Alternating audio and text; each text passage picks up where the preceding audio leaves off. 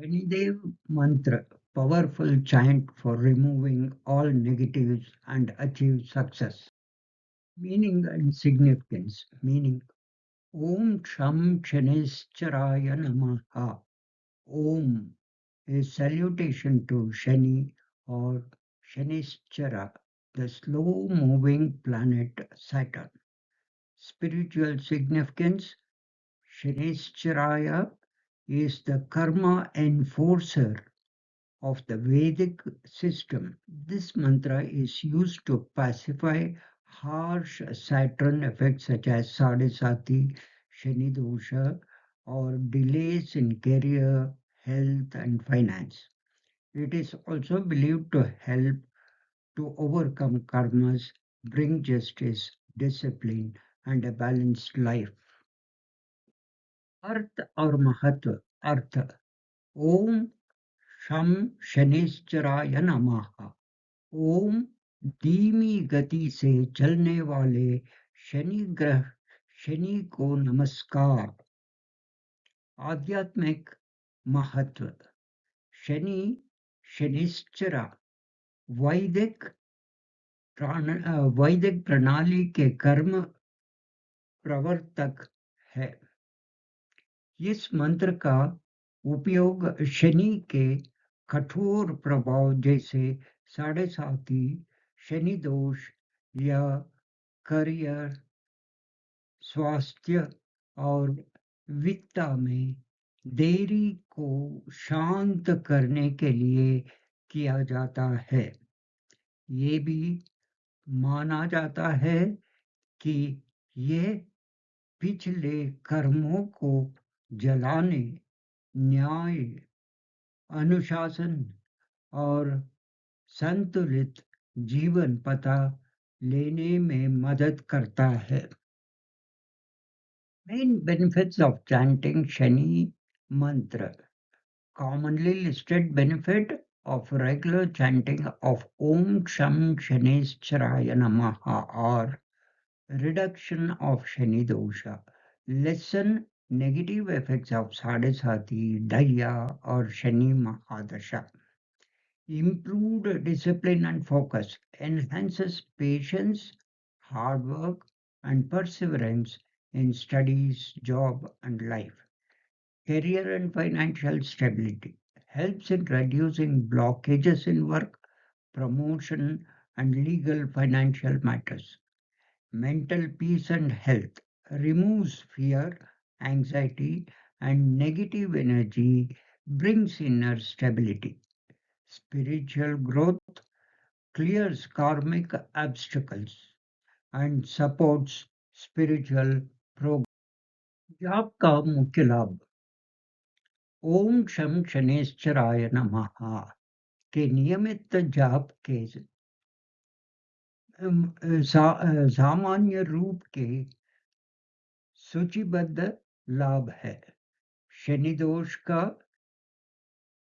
न्यूनीकरण, साढ़े साती, ढैया या शनि महादश के नकारात्मक प्रभाव को कम करता है।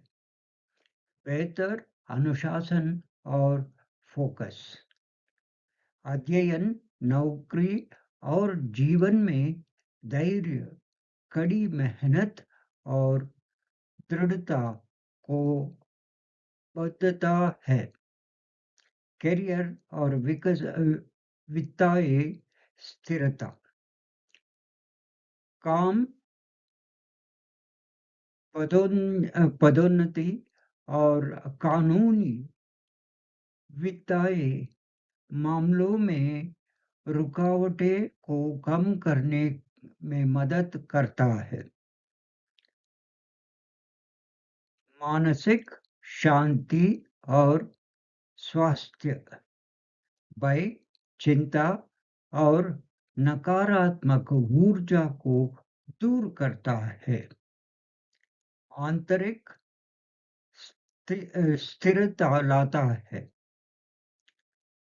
आध्यात्मिक विकास, कर्म बाधाओं को दूर करता है। और आध्यात्मिक प्रगति का समर्थन करता है। Quick method of chanting. Here is simple orthodox style practice you can follow at home. Best time and day. Day Saturday, Shanivar is ideal. Time early morning before sunrise, Brahma Muhurat, or evening twilight Sandhya during Shani Hora, Saturn period in the day. Before starting, take a bath and wear clean, preferably black or dark blue clothes. Sit on a clean mat or asana facing east or north. Some traditions also recommend facing west while chanting Shani mantra. Purification and focus. Sit in a comfortable posture, Sukhasana or Padmasana. Close your eyes and calm your mind. Offer a short prayer to Shanidev or even Hanuman. Even Hanuman, many people chant Shani mantra in front of Hanuman image. Mantra and count. Mantra is Om Sham Shanischaraya Namah. जाप की सही विधि। यहाँ एक सरल रूढ़िवादी शैली का अभ्यास है जिसका आप घर पर पालना कर सकते हैं। सबसे अच्छा समय और दिन। दिन शनिवार आदर्श है। समय सूर्योदय से पहले सुबह जल्दी ब्रह्म मुहूर्तम या शाम की गोधूली या संध्या। शनि होरा दिन में शनि काल के दौरान। शुरू करने से पहले स्नान करें और साफ आदिमानतः काल काले या गहरे नीले रंग के कपड़े पहने। पूर्व या उत्तर की और मुख करके एक साफ चटाई या आसन पर बैठे।